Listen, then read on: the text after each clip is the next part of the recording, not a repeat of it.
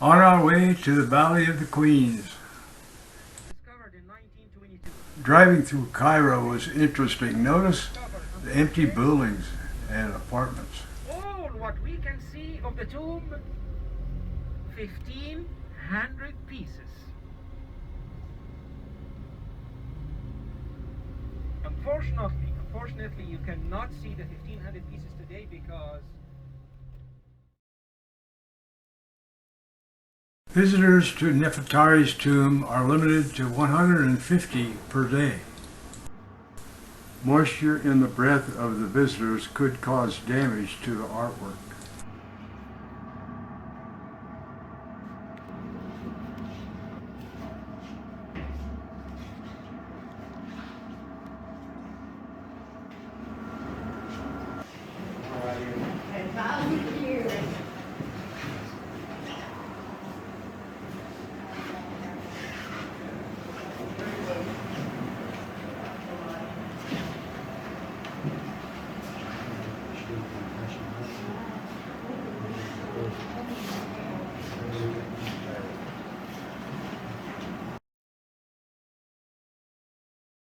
Notice the fantastic artwork as we go through each room.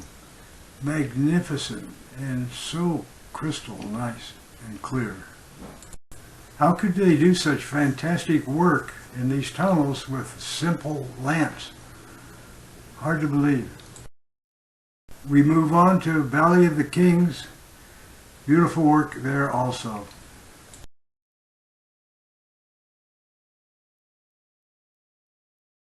Work in Ramses the Ninth's tomb looks to be a little bit more restored.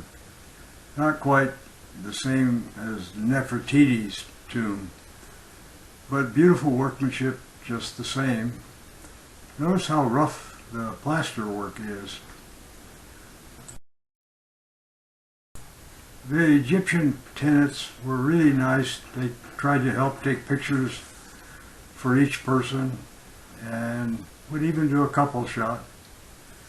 Nicely done and very much appreciated. Beautiful workmanship, and notice the boat with snakes. The pharaohs back in those days did not treat their prisoners very well, as noted in these pictures. Notice the head missing on this guy.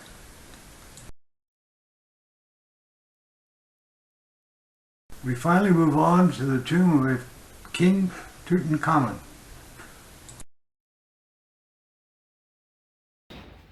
The Egyptian attendant helps with a little light on the mummy of King Tut.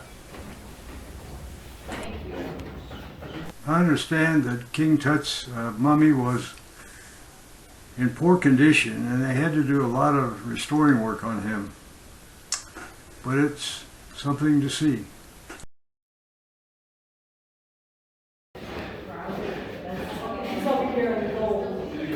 Here? We think. We'll tell you.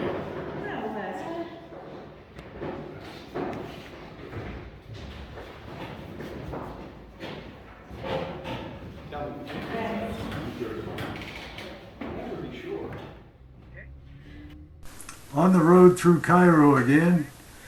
Pretty rough conditions in that city. I guess the pandemic hit them pretty hard. Going to the Cairo Museum now. 5,000 pieces found in the tomb of Tutankhamun. So in other words, it's almost we don't have cameras here.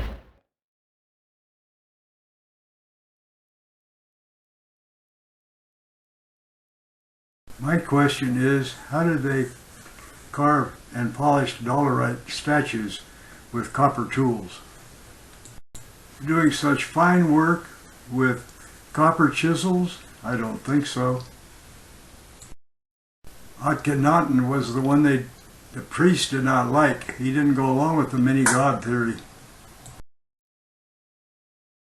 In the old Cairo Museum, they still have some King Tut furniture, gold-plated stuff. Really a fantastic find. How fortunate we are to have such a good example of some of the work from his tomb.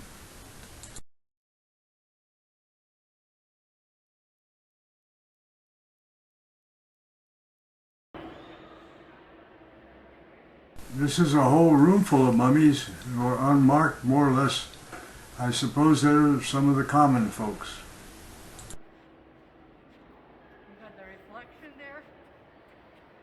We had a long day in the museum, and now we're headed for the Marriott Hotel on the Giza Plateau.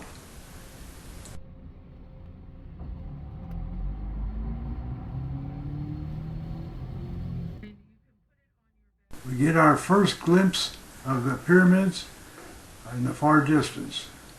Can't wait to see it up close.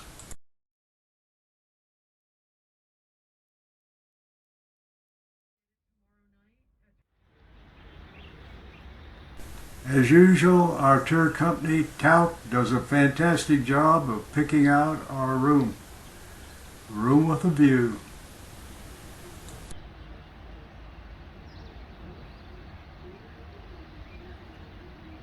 The pyramids at Giza.